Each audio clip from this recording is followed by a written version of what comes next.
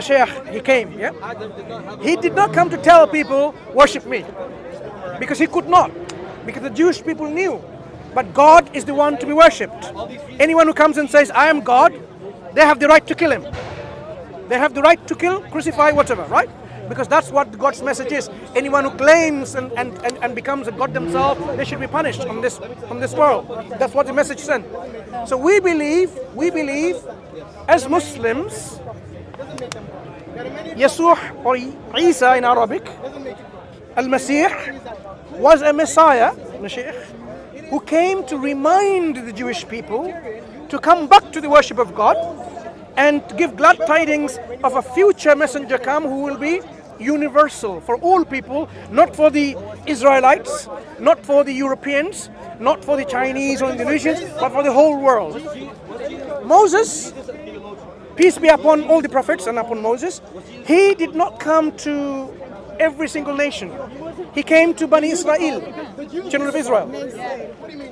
Isa, likewise, alayhi salam, came to Bani Israel, the lost ones among them, to Bani Israel. But then same God sent a messenger, a Nabi, a Rasul, as a rahmatul lil alameen, a rahmah, a mercy to all of the worlds. That is Prophet Muhammad sallallahu alaihi wasallam, which you as a Jewish person or a Christian as a Christian, as Muslim, we should all accept him, because this is where God told us finally how to live our life without any warfare and intolerance and racism and all these things. Without any religious. I feel that I am living in justice and without God. Yeah, without religion. Do you see justice in this world without believing in God? What's happening in Palestine? Muslims and Jewish people fighting with each other. Where is justice? You tell me. Exactly. So you don't see justice there, you see injustice is happening. But if I don't believe in God, I am myself. But you know that there is a God though. I agree with you. I don't kill anyone. I am not I agree. The concepts that you have, justice, compassion, love, mercy, this is good thing. This is all coming from also God's teaching. But God also wants us to follow a way of life that He wants us to follow. Not what. Why? Okay. Who knows us more than God? Do we know more than God how to operate ourselves? For example, do you know? You know what? I am jealous that you believe in God. You can believe too. Your life is easier than mine. You can believe too. I'm sure. Sure. But do you know what we said about it makes rational sense to believe in a designer of this universe? We can bring so many other examples to illustrate this point, in which we can be sure and convinced that there is a creator who is one and absolute, sovereign and all-powerful and all-knowing. We can come to this conclusion. Once you know that there is a creator who created us for a reason, why are we going to be stubborn or lazy and say, I'm not going to listen to you? If you know that He is the one who is all knowledgeable, He knows what's best for us, what food is best for us, what way of living is best for us. He would not leave us astray to our demise. What happened to communism? How many people, through Stalin and Lenin and others, were killed because of their ideology, false ideology of communism? Millions of people. Their life was lost because of human beings thought they can live their life by thinking about how to live. I want to ask you, so the Palestinian and the Jewish people now is killed because they don't believe in God? No, they believe in God, but the problem is elsewhere. Some people are committing oppression. You take someone's land, usurp the land, you invade the land, you take over. That's injustice being committed already. Yeah, so that's why the problem starts from there. But they excuse it with religious. This is the problem. Like a lot of many other problems. But the problem is that they're saying, okay, in religious, God said we need to be here. Exactly. God says you can all live together. Not always. It depends. What happened? Let's give you an example. All the world, I would love to live together. What happened before 1914 or 1900? when the Muslims were in power, the Jewish people were living in peace. So were the Christian people, so were the Muslim people. When there was a power shift, government shift, that's where the problems happen. Islamic paradigm is such that you can have your differences and your belief. You don't have to accept Islam if you don't want to. No one can force you. So when, for example, Europe was killing and massacring and torturing the Jewish people, do you know where the Jewish people go? Where they went? They went to the Muslim countries, like Islamic Spain. They went there to have protection. The Jews didn't, in Spain, the Jewish people didn't have in 19, I don't know. No, what I'm saying is, when Europe was trying to eliminate and annihilate the Jewish people from existence, they found safe haven within the Muslim lands. The Muslims would protect them, like they would protect the Christians, and their faith too. That's why if you go to, like in Syria, you will see within the same road, in one side there is a mosque, and another side there is a church for thousands of years. Political shift has made a lot of Jewish people to go from one country to the other, but initially they were living. You had the Jewish quarter there, and so on and so forth. So because of political shifts, the problem occurred. But Islam did not introduce a problem to the Jewish community. Nobody said that Islam did that. In fact, we're looking for a new prime minister in Israel. Okay. You want to come?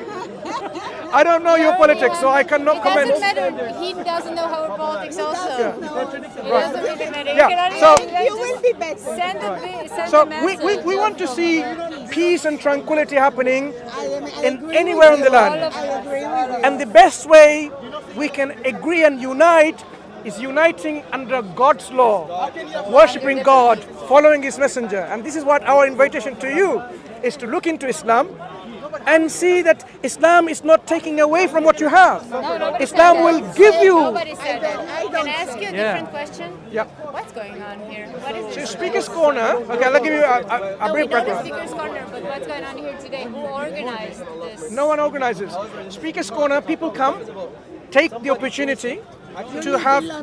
Yeah, I live in London. Yeah, I don't. Some people come from a long way, from Leeds, from Manchester, from Birmingham, because they know this is a place in which they can have an exchange of information.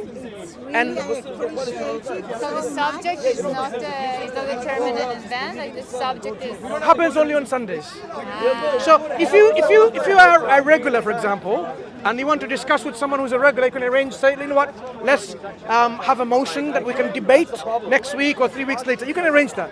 But people normally come as they go on past as a tourist, and they can engage and participate in a discussion in which you can really remove your misconceptions, enlighten yourself to be a better human being.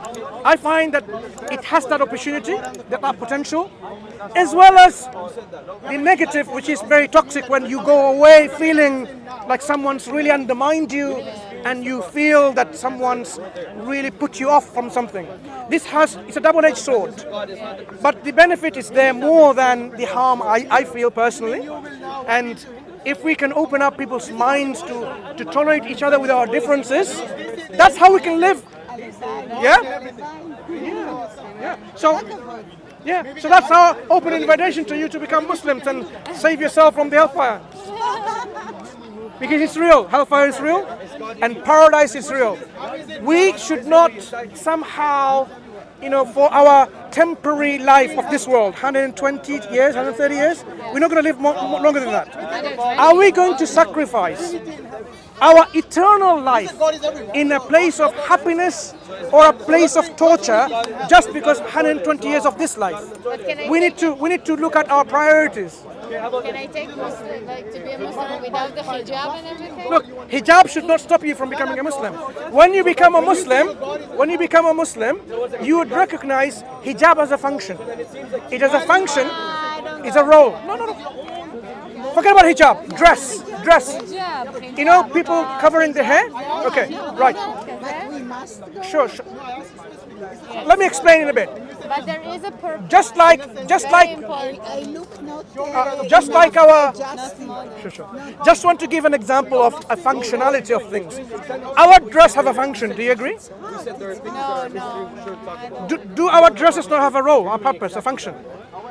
Why are we not naked in a hot weather like that? That's a good question. Because some of us, we feel, if not the majority of us, that we should not just go naked and show our sexualities and our nudities and our public bodies because of when God created us. I'll give you an example. No. This is something different. When God created us, He created within us certain desires and attraction for a reason. So that when there is attraction between the opposite sexes, But we already agreed, so let's not get there because we will disagree definitely. You're a man, I'm a woman, it always we have differences of attraction, right? No, we have differences of opinions about the things you can wear and the things I Do you? can wear. Okay, tell me one thing. Tell me one thing. Do women get attracted the same way men get attracted? I don't know, I've never been a man, but I hope they do. Right. And I hope this man can hold themselves from Do you know- looking and touching. No, And it's a different thing. And then a I woman appreciate- can wear whatever she wants. No, I appreciate- And she doesn't have to cover herself just because a man cannot hold his horses. I appreciate I appreciate the way you think. For us, it's easy. Brother, one second. I appreciate. Thank you for the honesty. No, I appreciate men should control themselves even if a woman is naked, right? But the biology is such that there will be attractions. There is a biology. For that, God's will wanted to create. No, you need to understand something.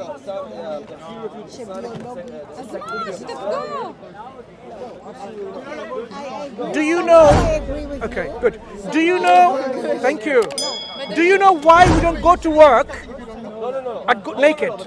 Any workplace, apart from pornographic industries, whatever.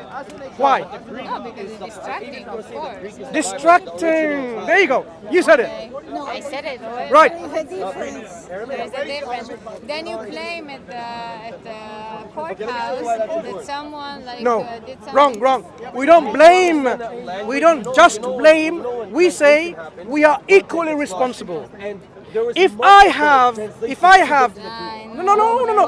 This is what. No. I can wear whatever I want. Even though the consequences may be bad. Because you're on the original. And you know the bigger problem is. No, not this. This is. Let's talk about extreme. We So say. why go to the other extreme? No, we say men and women should be dressed in a modest way. That's what God wants. Okay. But God, do you agree? We should be dressed modestly. But do you Fine. agree that your The limits. modesty right now it's not like her modesty? No, what I'm asking is this. To define modesty, human beings have a disagreement.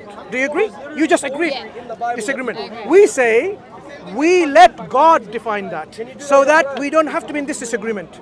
God knows more than us. He knows how human mind thinks, whether it's the mind of a man or a woman. So if God tells us these are the parameters and the boundaries, we accept.